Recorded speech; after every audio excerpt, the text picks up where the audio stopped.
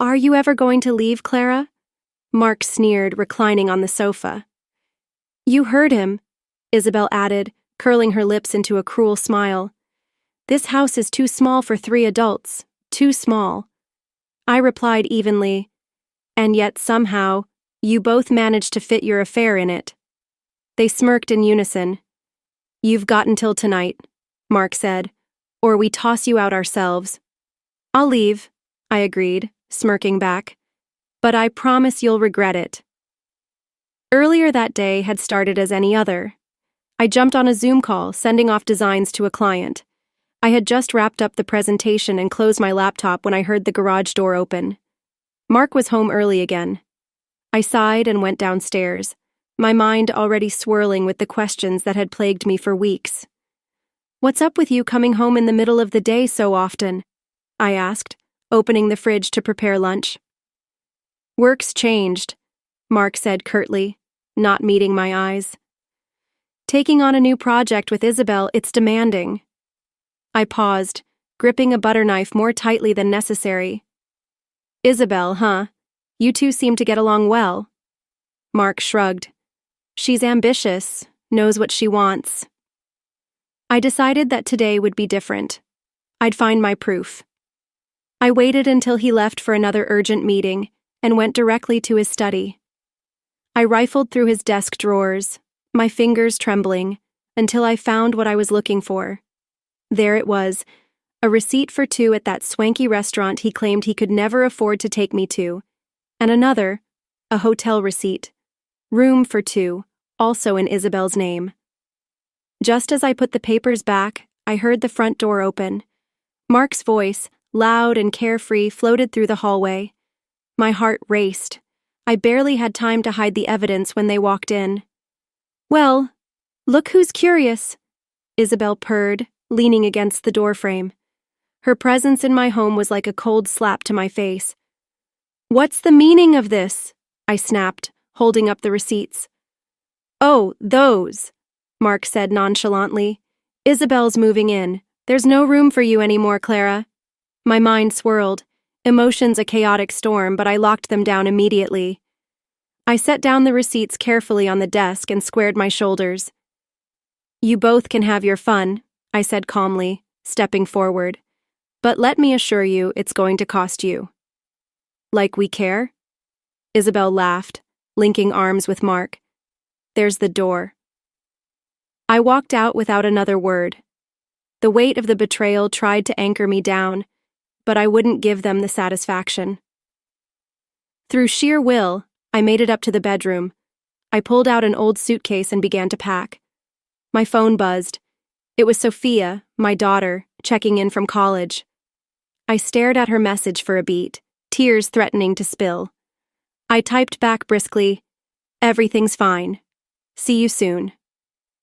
I picked up the phone again, but this time to make a call that would set my new plan in motion. Getting a junk removal service lined up for tomorrow without raising suspicion was crucial. As I moved through the house, removing traces of my life piece by piece, a realization settled in my bones. I wasn't just packing up my things, I was clearing space for something new, something stronger. Think she'll go quietly? I overheard Isabel ask Mark downstairs. She'll be gone, Mark assured her. She knows better. I glanced at the framed family picture on the hallway table, the 3 of us smiling at a happier time. Oh, how wrong he was. With one last look, I turned off the light and shut the door behind me, resolute. Their little game had just begun. The next morning, I woke up early and started packing my things discreetly. I knew Mark and Isabel would be sleeping in, probably enjoying their little victory. My hands moved quickly but quietly. Drawer by drawer, I filled my suitcase with necessities. I took one last look around our room. Mark's scent still lingered on the bedsheets. I shook my head, dismissing the sentiment. It was time to move on. My phone buzzed and I answered quietly. Yes, I need the junk removal service today, as soon as possible. Got it, ma'am, the voice on the other end confirmed. We'll be there in an hour. I headed to the kitchen to gather more things. As I wrapped up, I heard footsteps on the staircase. Mark walked in, rubbing his eyes. He looked mildly surprised to see me. "You still here?" he asked, a hint of annoyance creeping into his voice. "Yes, but not for long," I replied coolly, continuing to pack a box. "The removal service will be here soon." He snorted. "Trying to make this dramatic, aren't you?" "Just ensuring I don't leave anything behind," I said, not bothering to look at him. He returned upstairs, presumably to inform Isabel. I knew they wouldn't cause a scene while the removal crew was here. Moments later, a knock at the door announced their arrival. "Morning, ma'am. What needs to go?"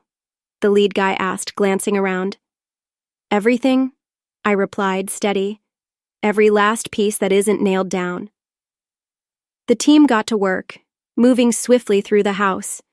I busied myself with smaller items, directing them now and then. From the corner of my eye, I saw Sophia's photo on the mantel. Her bright smile gave me strength. I tucked the photo safely into my handbag. One of the team members gave me a sympathetic look. I didn't need their pity. I needed to stay focused. Mark and Isabel eventually parked themselves on the couch, watching the proceedings like hawks. Isabel smirked at me. "Feels good to downsize, doesn't it?" she taunted. I met her gaze calmly. "We'll see who downsizes in the end," I replied, words laced with subtle promise. Once most of my belongings were packed up, I took a moment to send a message to Sophia, updating her indirectly. Later that afternoon, after everything was loaded up, I left the house with a final glance. "See you around," I said to Mark and Isabel. Their laughter followed me to the driveway, but it didn't shake me. At the hotel where I booked a room, I set my bags down and dialed my lawyer, Mr. Smith. "It's Clara Taylor. I'd like to discuss my rights and next steps." "Of course, Clara. Let's set up a meeting tomorrow," he replied. I hung up and let out a breath. This wasn't going to be easy, but it was necessary. Next, I dialed Sophia. Her voice on the other end brought immediate comfort. "Hey, Mom. You okay?" "I'm fine, sweetie. Just moving into a hotel for a while. I didn't want to worry you before your exams." "Don't worry about me," Sophia assured. "We'll get through this." As we talked, I felt a surge of determination. Mark and Isabel thought they had me cornered, but they underestimated my resolve. With Sophia's support and a few strategic moves, I knew they'd soon realize their mistake. Once off the call, I laid out a new plan. Tomorrow, I'd consult the lawyer, start gathering evidence, and prepare for what was to come. Tonight, however, was for rest and regrouping. The real battle would begin soon enough. The following morning, I met with Mr. Smith. He was a sharp, seasoned lawyer who immediately understood the complexity of my situation. "Good to see you, Clara. Let's go over your options," he started, spreading out some paperwork. "I want to make sure I'm protected and that Mark and Isabel face consequences for what they've done," I said firmly. "We can start with a formal separation agreement to secure your rights and then consider divorce. Additionally, if you have any evidence of infidelity or financial misconduct, it will strengthen your case," Mr. Smith explained. I nodded. "I have some receipts and bank statements. I also suspect there's more if I dig deeper into his work files." He leaned forward, interested. "That could be very useful. Document everything and make copies. We need to build a solid case." Leaving his office, I felt more empowered, but the work was just beginning. First, I called Sophia. "Hey, Mom, how did it go?" she asked. "Good, we have a plan. Can you check Dad's old laptop? He might have left something incriminating." "Sure, I'll check tonight," Sophia agreed. "Stay strong, Mom." I headed to a local cafe to start organizing the financial documents. The more I examined them, the clearer it became that Mark had been hiding money, a lot of it. I noted everything down, preparing for what was to come. Later that evening, Sophia called me back, sounding excited. "Mom, I found something. Dad's been transferring large sums to an account I've never seen before. Must be offshore." "Great work, Sophia," I said, a smile spreading across my face. "We'll include that in our evidence." We arranged to meet the next day to go over everything she had found. That night, I barely slept, my mind racing with the possibilities. Early the next morning, I reached out to a moving company to help Sophia pack up her things from the house. As they arrived at the old house, Mark stormed out, his face flushed with anger. "What is all this?" he demanded, glaring at Sophia and the movers. "Just moving out what belongs to Mom and me," Sophia replied calmly. "There's no place for our things here anymore, right?" Mark fumed. "You'll regret this." "Mark, I think you're the one who'll regret everything," she shot back, not backing down. I watched from a distance, proud of her strength. Later, Sophia met me at the hotel with her findings. "Look at this," she said, handing me printouts. "Dad's been funneling money through fake accounts and Isabel's been in on it." I scanned the documents, my resolve hardening. This was exactly what we needed. "Excellent work, Sophia. We'll hand these over to Mr. Smith first thing tomorrow." As we packed up the documents, I received a furious call from Mark. "You took the furniture? I can't even sit down in my own house." I let him rant before replying. "Should have thought of that before you betrayed me, Mark. You'll be hearing from my lawyer soon." He spat and hung up. Sophia and I exchanged looks, both of us knowing we were just getting started. Tomorrow, I'd consult with Mr. Smith about the financial inconsistencies and prepare our next move. By evening, we had moved into a nearby hotel, ready to plan our strategy further. Sophia stayed close, working with me to compile everything we needed. The calm before the storm allowed us to strengthen our bond and sharpen our focus. As we settled in for the night, Sophia turned to me with a determined look. "We'll make them pay, Mom. They won't know what hit them." I nodded, feeling a fierce determination. Mark and Isabel thought they could walk all over us, but they'd soon learn the cost of betrayal. It was time to hit them where it hurt the most. The next morning, I woke up early to meet with Mr. Smith. The evidence Sophia had found was pivotal. We presented everything, the financial transfers, the offshore account, and Isabel's involvement. Mr. Smith reviewed the documents with a steely expression. "This is substantial, Clara. We'll leverage this information to our advantage." "Good. I want Mark and Isabel to feel the full weight of their actions," I replied, my voice unwavering. Back at the hotel, Sophia and I continued plotting. Then my phone rang. It was Mark, and he sounded panicked. "What did you do with the furniture, Clara?" he demanded. "Missing a comfy seat, Mark? How are all your new girlfriends doing?" "I guess you know damn well we can't replace those things easily," he growled. "Maybe we can strike a deal," I said, leaning into the opportunity. "You wire $5,000 to my account, and I'll tell you where your precious chairs are." I'll think about it," he stammered before hanging up. "That got him rattled," Sophia noted with a grin. I nodded. "It's just the beginning. We'll hit them gradually." The following days were crucial. Mark, foolishly desperate to get his things back, transferred the money, and I redirected it to cover the moving expenses. With that part of the dealings in motion, I sought the next strategic strike. I called Mark again. "Thought about my offer?" "All right," he said begrudgingly. "Send them back, but this better be everything." "Patience," I replied. "Check your email for the address." After hanging up, I went back to compiling the last of our evidence, double-checking all the details, ready to send it off. I made an anonymous email and attached the files for Mark's boss at work. "Mr. Jones will have a field day with this," I muttered, hitting send. Within hours, chaos erupted. Mark called back, voice frantic. "Clara, my boss wants to see me. What did you do?" "Oh, just ensured the right people got the right information," I replied coolly. "I made sure your reckless actions get the attention they deserve." "You're playing with fire," he shouted. "No, Mark, I'm controlling the blaze you started," I countered before ending the call. By the next morning, Mr. Jones contacted me. He wanted to discuss the evidence and potential repercussions.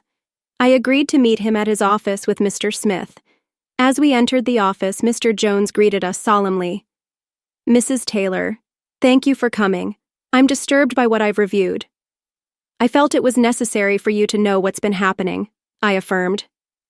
Mr. Smith laid out the details. Mark and Isabel manipulated company finance and violated numerous policies. We trust you understand the gravity. Mr. Jones nodded. We'll conduct our investigation, but this looks serious. There will be severe consequences for both parties. Leaving the office, I felt a surge of satisfaction. We were closer to delivering justice. Sophia hugged me, sharing the triumph. What's our next step? She asked, eyes bright with anticipation. Now, we let the dominoes fall, I said confidently, and prepare for the fallout. Later that day, I received another frantic call from Mark. What did you tell my boss? They've suspended me pending investigation. Just the truth, I answered briskly. You should have thought about the consequences. You're going to regret this, Clara, he threatened. I smiled, calm and composed. No, Mark, this is just the beginning. You'll see. Hanging up, I turned to Sophia. Get ready for the next phase. We've only just begun. With our plan in motion and the stakes growing higher, I knew Mark and Isabel were on the brink of facing what they had long evaded: accountability. Together, Sophia and I had turned the tide, and now it was time to see how far we could go. A week later, I received an urgent call from Mr. Jones. Mrs. Taylor, can you come into the office today? We need to discuss your findings in detail, he said.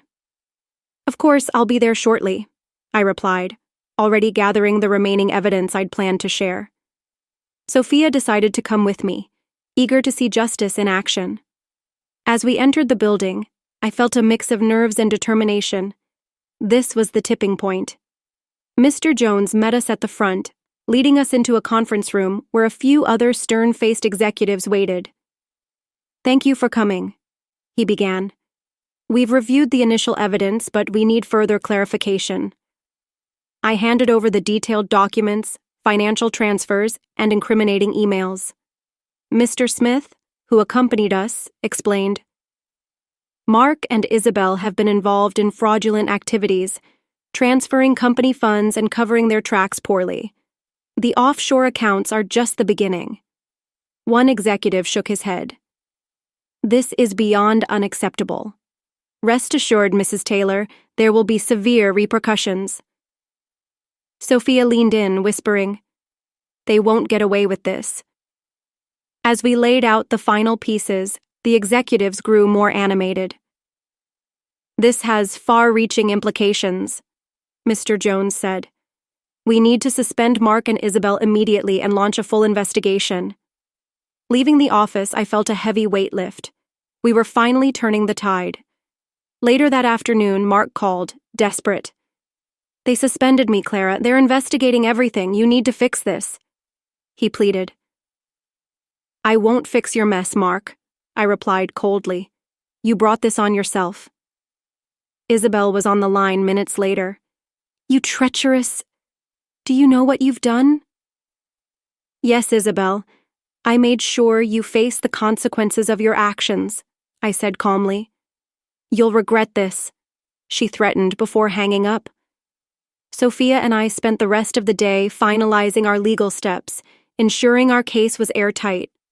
The next morning, news broke about Mark and Isabel's suspension. Their dirty laundry was now public, and the fallout was immediate. We went to the office one more time to finalize our statements. Mark and Isabel were there, looking defeated. Mark tried one last-ditch effort.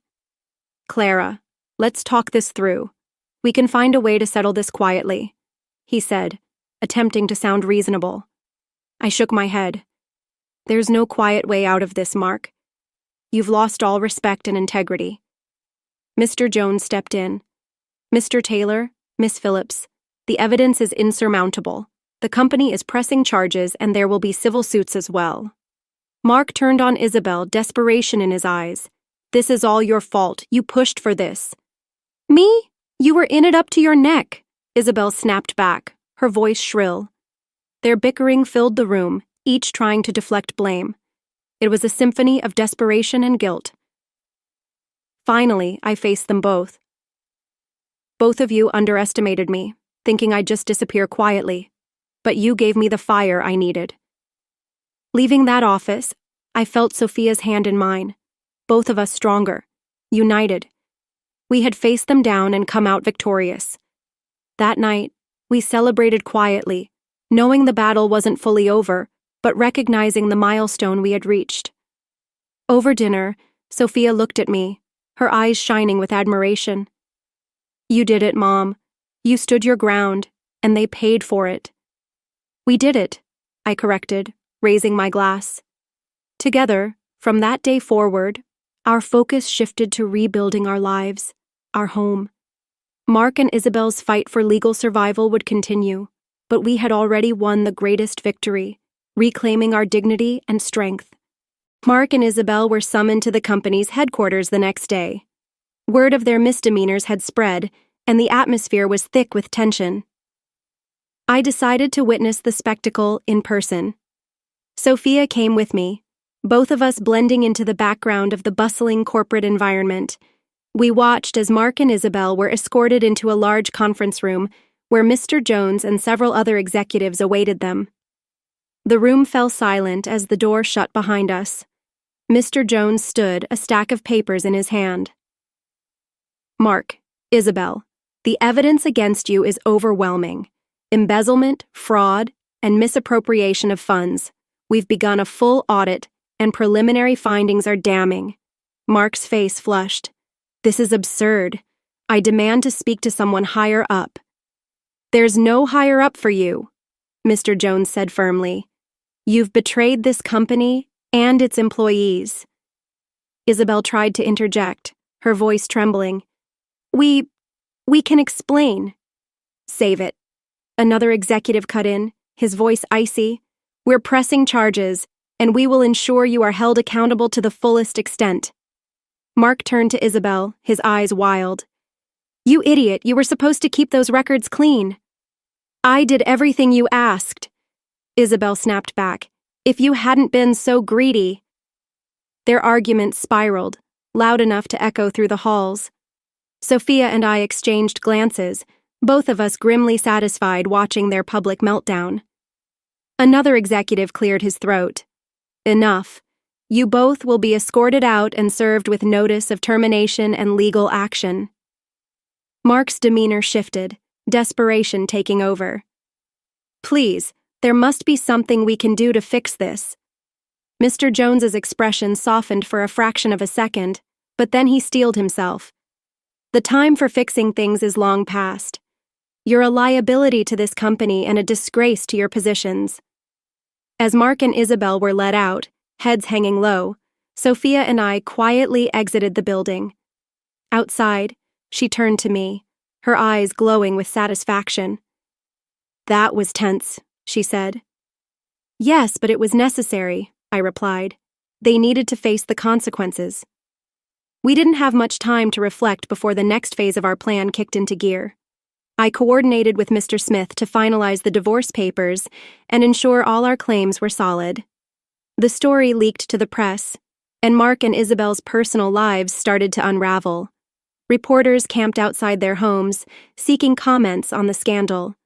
Their reputations sank further with each passing day. Back at the hotel, Sophia and I were inundated with calls from old friends and acquaintances, expressing their shock and support. It was heartening to know we were not alone in this. One evening, Sophia looked up from her laptop. Mom, have you seen this? She showed me a news article detailing Isabel's involvement in another company's scandal years ago, hinting at a pattern of unethical behavior. This will bury her, I said, forwarding the article to Mr. Jones. Every skeleton in their closets will come out now. That night, Mark called again, but this time his voice was broken. Clara, please, can we talk? There's nothing left to talk about, I said firmly. You made your choices, now live with them. The line went dead, and I felt an overwhelming sense of closure. Sophia wrapped her arm around me. We did it, Mom. They're facing everything they deserve. Yes, we did, I agreed, hugging her tightly. And it's finally over. As we prepared to move back into our new home, There was a sense of renewed hope and strength between us. Mark and Isabel would continue to unravel in the public eye, but Sophia and I were moving forward, stronger and undeniably triumphant. The news hit like a tidal wave. Mark and Isabel were officially arrested for embezzlement and fraud. Their mugshots splashed across the evening news, a stark contrast to the polished personas they'd flaunted. Sophia and I watched the broadcast from our new living room, a sense of vindication washing over us. "They're actually going to jail," Sophia murmured, almost in disbelief. "Justice has a way of catching up," I replied, feeling the weight of our struggle lifting. The following day, the doorbell rang. I opened it to find Mark's assets being seized. A team of officials carted out electronics, valuable artworks, even his beloved car. The neighbor across the street watched, eyes wide with curiosity. "This is just the beginning," one of the officers remarked to me. "There's a lot more to account for." I nodded, stepping back inside. Sophia looked up from her studies and smiled, her eyes bright with satisfaction. "Mom, did you see that? They took the car." "I saw, sweetheart. It's all falling apart for them," I said, sitting beside her. A week later, we headed to the courtroom for the preliminary hearing. Mark and Isabel sat at the defense table, looking disheveled and hollow-eyed. Their lawyers whispered urgent instructions, but the damage was already done. Mr. Smith sat beside me, exuding calm confidence. "This will be swift. They don't have a leg to stand on," he assured. The judge read out the charges, detailing every egregious crime. As the list grew longer, Mark fidgeted, shooting desperate glances at Isabel. Sophia squeezed my hand, offering silent support. The prosecutor presented our evidence, each piece more damning than the last. When they showed the financial transfers to the offshore account, the courtroom buzzed with disbelief. Mark finally broke. "It was all Isabel's idea," he shouted, pointing a trembling finger. "She orchestrated everything." "Liar, you told me to do it," Isabel shrieked back, her face contorted with rage. The judge banged his gavel. "Order in the court," he commanded, turning to address both. "Your actions have consequences. Prepare for the full force of the law." Leaving the courthouse, Sophia and I felt an incredible sense of liberation. This was the turning point, their reality of facing the repercussions of their heinous actions. In the ensuing weeks, Mark and Isabel were convicted, their sentences making headlines. The once powerful duo was now the cautionary tale of our community. Sophia and I focused on rebuilding our lives. The house felt lighter, filled with new memories and hopes. One evening over dinner, Sophia looked at me with a contented smile. "We've come a long way, Mom. I'm proud of us," she said. "I'm proud of you too, Sophia. You've been my rock through all this," I replied, my heart swelling with gratitude. As our lives began to stabilize, I received a surprising message from Olivia, an old college friend who had heard about my ordeal. She invited me for coffee. It had been years since I'd seen her, and the idea of reconnecting felt like a new beginning. The cafe meeting was delightful. We laughed, reminisced, and for the first time in a long while, I felt the joy of genuine friendship without the shadow of betrayal over us. Returning home, Sophia greeted me warmly. "How was it?" "Wonderful," I said, hugging her. "We're finally moving forward."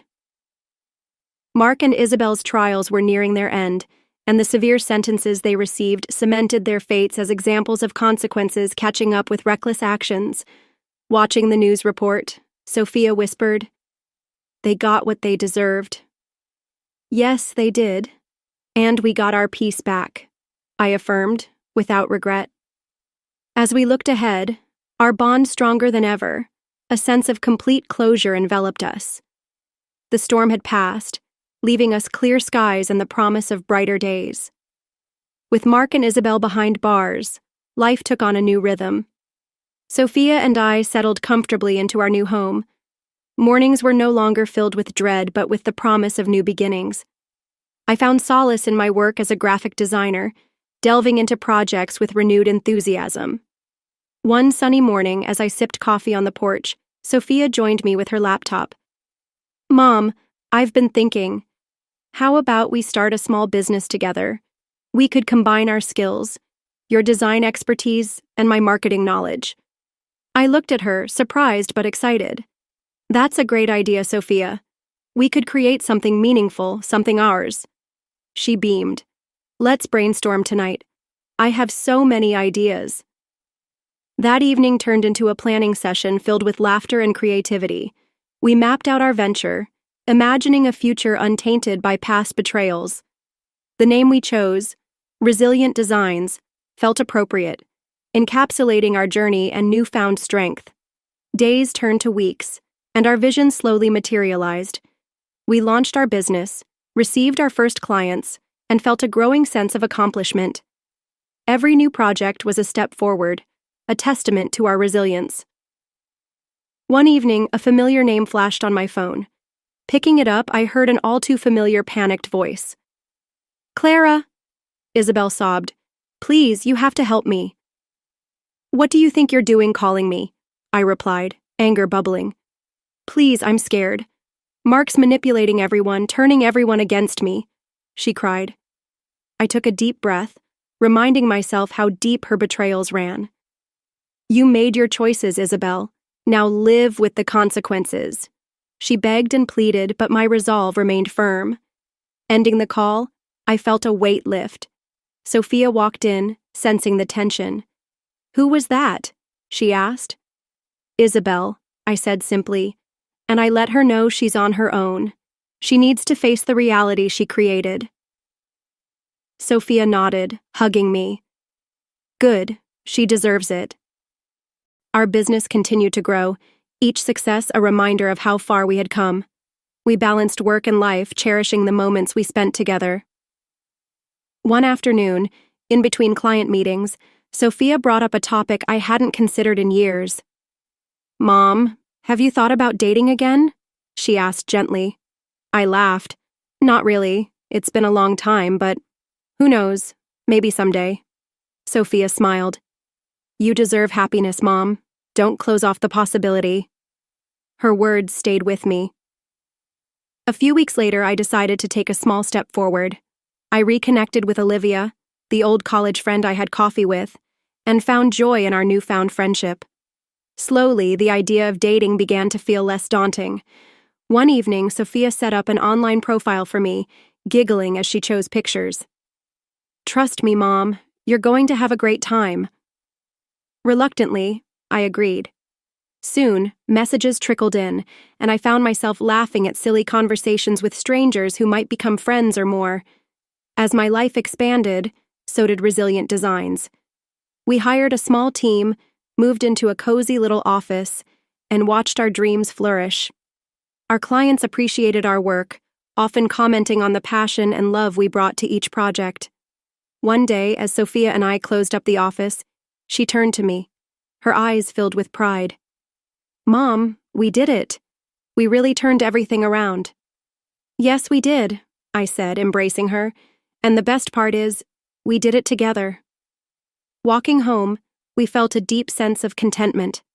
The shadows of the past had faded, replaced by the light of our new beginnings. Mark and Isabel's trials concluded with devastating sentences for both, their names forever tarnished. We had not only reclaimed our lives, but redefined them. Each step forward was a testament to our strength, proving that even amid life's worst storms we could emerge stronger, wiser, and ready to embrace whatever came next.